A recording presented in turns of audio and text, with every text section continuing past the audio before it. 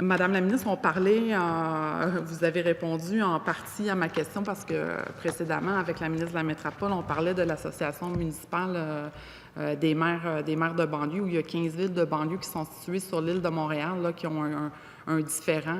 Ils payent, ils représentent 13 mais ils payent 20 de la facture. Je sais qu'il y a des techniques fiscales, puis qu'on a tous l'impression qu'on va ouvrir une boîte de Pandore si on s'en mêle. Cependant, vous êtes la ministre des Affaires municipales. J'ai vu toutes les correspondances. On sollicite votre intervention. Il manque des joueurs à la table, c'est clair. Qu'est-ce que vous pensez faire pour amener le grand joueur qui manque à la table, soit ou la grande joueuse, ou en fait, il manque la mairesse de Montréal autour de la table. Les 15 maires de banlieue vous appellent la ministre de la Métropole, vous envoient des correspondances. Présentement, il y a un décret. Le décret prend fin le 31 août prochain. Donc, 2 questions. Est-ce que vous pensez renouveler le décret et qu'est-ce que vous pensez faire pour en venir à une entente finale dans ce dossier-là, puis pour que tous les partis soient assis autour de la table? Madame la ministre. Oui, alors, votre question est très importante parce que c'est quand même une préoccupation, puis tellement même que j'ai rencontré certains maires à ce sujet-là, puis qui sont très inquiets, puis qui veulent quand même avoir des changements. Par contre, moi, je crois qu'il reste quand même des semaines, puis je crois que les partis ont le temps de s'entendre.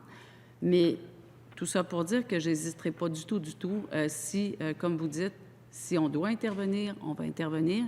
Puis de toute manière, il y a des dossiers depuis des mois qui sont étudiés aux affaires municipales et que mes collègues ici ont entre les mains parce qu'il y a eu des demandes de certains maires pour évaluer la situation, cette problématique-là ou cet enjeu-là. Par exemple, peu importe les montants payés pour la gestion des matières résiduelles ou autres, ça c'est un exemple. Alors, on est très au fait du dossier. Maintenant, on va laisser la date du 31 août arriver. Mais je veux juste vous dire, soyez pas inquiètes, je serais très à l'aise d'intervenir, mais on va laisser le travail se faire parce qu'il y a des évaluations fiscales qui se font présentement. Fait qu'il ne faudrait pas non plus intervenir. Puis je crois que les partis, et je le demande, il faut que les partis s'entendent, et du côté de la mairesse et pour les autres maires également et mairesses. C'est certain que je leur demande, si possible, d'arriver à une entente, mais je vais suivre le dossier de près, je vais suivre la finalité de près.